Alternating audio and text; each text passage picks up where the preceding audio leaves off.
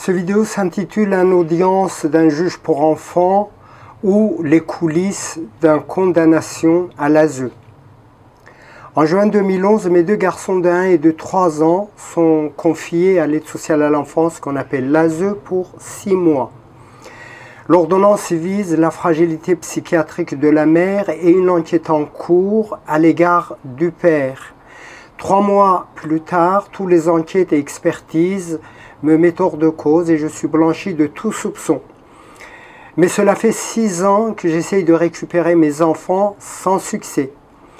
Ces 3 dernières années, je n'ai vu mes enfants qu'environ 2 heures, sans le droit de leur parler, sans le droit de leur amener à manger et sans le droit de prendre des photos de souvenirs de mes enfants. J'ai été, pendant mes visites, harcelé par 2 employés de l'UFSE de l'Aigle. Que font les juges pour enfants pendant ce temps-là? On peut avoir une idée en regardant cette vidéo dans laquelle il y a 3 enregistrements successifs. Avant la diffusion de chaque enregistrement, je vais présenter les intervenants et commenter les photos et les vidéos qui vont s'afficher sur l'écran. Le premier enregistrement est la discussion entre moi et le juge pour enfants. Pour l'histoire, j'avais demandé 3 heures de droit de consultation du dossier de mes enfants avant d'aller à cette audience et ce juge pour enfants m'avait accordé uniquement 45 minutes, sachant que la plupart des juges pour enfants ne m'ont pas autorisé à consulter le dossier de mes enfants avant d'aller à leur audience. On ne peut pas défendre un dossier sans en connaître le contenu, sachant aussi que l'ASE ne donne aucune information concernant ses correspondances avec le juge pour enfants. Veuillez consulter le dossier. Je vous remercie de m'avoir accordé 1 heure pour, voilà, pour voir autant que j'ai pu en 1 heure avec... l'audience du 10 décembre. Non, je ne l'ai pas, non, je n'ai pas eu connaissance. C'était important pourtant. S'il y avait un papier à lire, c'était celui-là. Eh bien, moi, je pense qu'il y avait aussi, en fait, on en parlera si vous voulez, c'est aussi important de savoir ce que les uns et les autres disent, en fait, à mon insu, parce que je n'ai jamais eu d'avocat. C'est pas à votre insu, voilà. Monsieur, c'est au dossier. Hein, donc, oui, mais le dossier, je les vois 45 minutes au plus, une fois par 5-6 mois. Oui, mais moi, j'ai pas de la famille qui donnerait de l'argent sans compter. Et puis voilà. Voilà. C'est pas mon problème. Vous avez accès au dossier. D'accord. Et je pense qu'on vous laisse largement des temps de consultation. Je suis d'accord. Voilà. Non, mais c'est dommage parce que ce qui était intéressant, c'est de savoir un peu ce que vos enfants avaient dit aussi à l'audience. Dans le deuxième enregistrement, je réponds aux accusations de l'ASE et c'est le juge qui mène le débat sur l'écran. Faire une remarque, c'est que quand l'enfant voulait venir à l'audience, chaque fois on trouvait qu'il s'est masturbé, qu'il dort mal, qu'il fait des attouchements. À un moment donné, enfin, attouchement, il joue avec son zizi. À un moment donné, eh bien, pendant des visites, 1 fois par mois, j'ai été au foyer, j'ai vu que l'enfant était infesté d'oxyrose et personne ne s'en était aperçu.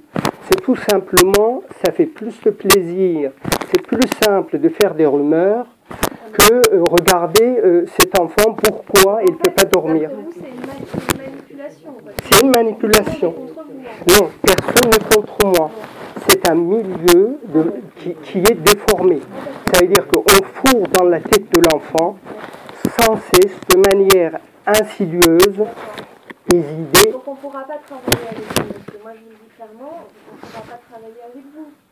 Sur un retour des enfants, c'est hors de question. Vu le discours que vous avez, vous vous rendez compte que vous êtes en train de dire que c'est des professionnels qui auraient mis ça dans la tête d'un enfant? C'est la mère qui l'a mis dans la tête de l'enfant et c'est un rumeur qui fait la boule de neige. À part ça, quelles sont vos demandes et qu'est-ce que vous pensez Alors moi, des visites, voilà. Si les enfants viennent à leur domicile, il ne s'agirait pas de rester toujours sur mes genoux, 24 heures sur 24. C'est mon rôle de père, c'est mon devoir à ce qu'il évolue normalement Je ne suis pas extrémiste, je ne suis pas voyou, je ne suis pas un déséquilibré, j'ai une vie passionnante. Ça fait 20 ans que je m'occupe des enfants des autres, mais c'est normal, des enfants qui ont un père qui les aime et qui sont placés à l'orphelinat. Il y a des violences sur madame, vous étiez violent? Non, je ne suis pas violent. Vous pouvez avoir partout, je parle fort, je dis les choses frontalement, mais je peux vous dire, je ne suis pas... Vous pouvez enquêter, aller voir les gens avec lesquels... Je ne vis pas seul, moi je ne vis pas enfermé, je vis dans la société, j'ai un énorme, réseau social, vie sociale. Voilà. Voilà. En tant que parent, et à un moment donné, c'est un climat très violent, de violentes disputes qui est décrit au moment du signalement. Voilà. Et retourner dans ce domicile pour les enfants, c'est aussi se rappeler. C'est quand ils sont venus c'était en 2012, ils sont venus, les enfants étaient heureux. Je vous ai envoyé un DVD avec les choses qu'ils avaient pris. Ils étaient heureux, c'est normal, c'est là ils sont nés, ils ont vécu. Il y a un cadre agréable et puis il y a leur père. En fait, vous ne voyez rien, vous ne voyez pas où est le problème. Mais le problème, c'est maman, c'est le problème de maman. Voilà. Donc le problème, c'est la maman ou le problème, c'est les services sociaux. À aucun moment, jamais vous vous remettez en question. Et qu'est-ce que vous voulez? Voilà. Dites-moi, comment vous voulez que je me mette en question? C'est de travailler avec vous. Non, mais qu'est-ce que vous voulez que je fasse? Qu'est-ce que vous voulez que je dise, moi? Vous connaissez un problème, vous me le dites, et bien je suis à votre disposition pour le corriger. Je fais depuis une demi-heure, voilà. Et quand je vous pose telle ou telle question, c'est toujours de la faute soit de madame, soit des services sociaux, soit d'une rumeur, soit de ceci, soit de cela. C'est jamais vous qui vous remettez en question. Mais moi, je ne sais pas. Si je savais, peut-être que je la... Vous-même, vous n'avez pas conscience de ce qu'il faudrait... voilà. Ben non, sinon je le changerais. Voilà. Dans le troisième enregistrement, l'avocat de l'ASE, Mme Valérie Linet-Michelot, se plaint que tous ces plaintes en pénal contre moi sont classées sans suite, et il demande au juge pour enfants de l'aider à relancer une procédure en pénal contre moi. J'apprends à la même occasion que quelques semaines auparavant, mes deux garçons de 4 et de 6 ans sont manipulés par l'UFSE de l'Aigle, puis conduits chez le même juge pour enfants pour réciter tout ce qu'on leur avait appris dans les services. Et contre toute attente, mon garçon de 6 ans, à la fin de son entretien avec le juge, déclare qu'il a peur que son papa aille en prison.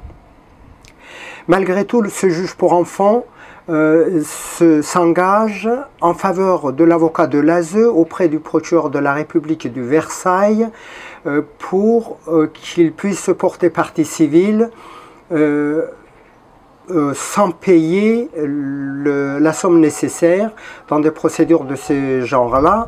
Donc, cette procédure a été faite. Moi, j'ai été convoqué chez un juge d'instruction au TGI de Versailles qui a classé cette affaire sans suite, encore une fois. Les enfants placés sont les principaux victimes dans cette affaire, car 70% des anciens pensionnaires de l'ASE passent le restant de leur vie dans des hôpitaux psychiatriques ou deviennent des sans-abri et des clochards. Donc avec madame, oui, coup sur coup, deux classements sans suite, déposer plainte à la constitution de partie civile, on aurait pu effectivement le faire, c'est quand même remuer aussi encore quelque chose qui est complètement immuable. Alors, j'espère qu'avec votre intervention, je peux demander à madame, parce que madame, monsieur était l'aide juridictionnelle totale systématiquement dans toutes les procédures, éventuellement refaire un dossier pour refaire une dépôt de plainte à la constitution de partie civile. Je peux l'envisager, peut-être qu'avec votre appui de réactiver cette procédure pénale qui me semble totalement figée et qui me semble assez hallucinante. Et en aucune manière ne voyez ça comme un parti pris, mais c'est une obligation. C'est-à-dire que quand un juge a connaissance de parole d'un enfant dans une procédure, il est obligé de transmettre au procureur de la République pour suite, parce que c'est le procureur qui décide si oui ou non il doit poursuivre. C'est en aucun cas, je souhaite que les choses soient claires, un parti pris d'un côté comme de l'autre. C'est mon obligation de le transmettre et je le ferai. Et il vous a dit à vous, l'enfant? Vous pouvez consulter le dossier. Ce sont des paroles qu'il a tenues auprès de professionnels de l'enfance, qu'il m'a confirmé à l'audience, en étant un peu apeuré, parce qu'il a peur que papa aille en prison, parce qu'il a été tendu. Je sais, et la zoologie, que c'est beaucoup plus facile de travailler avec vous qu'à l'époque. Ça fait 2 ans que je ne vois pas l'ASE, moi. Alors donc, ils n'ont pas parlé à mon nom. Et j'ai porté plainte le 27 octobre contre ASE. Donc voilà, pour ça.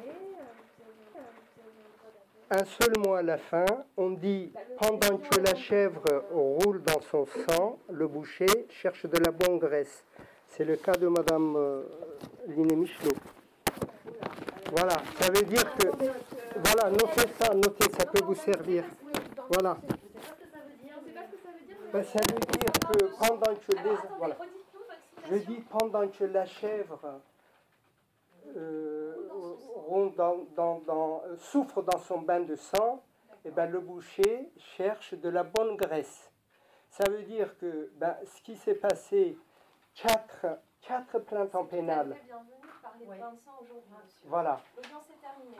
Ouais. J'ai dû répondre à plus d'une dizaine de procédures en pénal et en civil lancées par l'avocat de l'ASE sans aucune condamnation.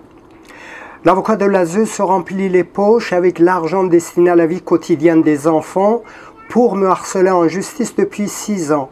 Et l'ASE a un bon retour sur investissement parce que chaque enfant placé rapporte 7 500 € par mois et par enfant à l'ASE, ce qui permet de payer plus de 9 000 € de salaire aux dirigeants des associations loi 1901 telles que l'UFSE de l'Aigle.